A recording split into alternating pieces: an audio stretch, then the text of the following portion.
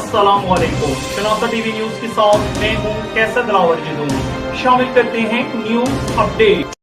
थाना सदर हसन अब्दाल की हदूद पत्थरगढ़ में कत्ल की लर्जा खेज वारदात नामालूम अफराद की फायरिंग से नौजवान कत्ल।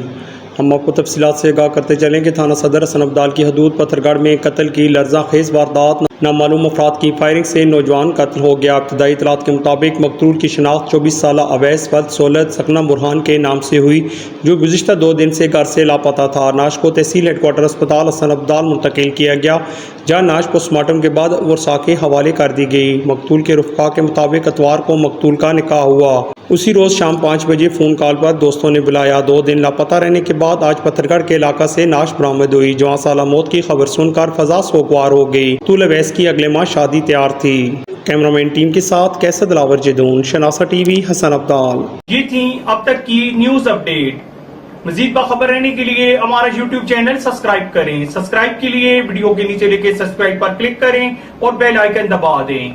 शनासा टीवी, आपका अपना टीवी।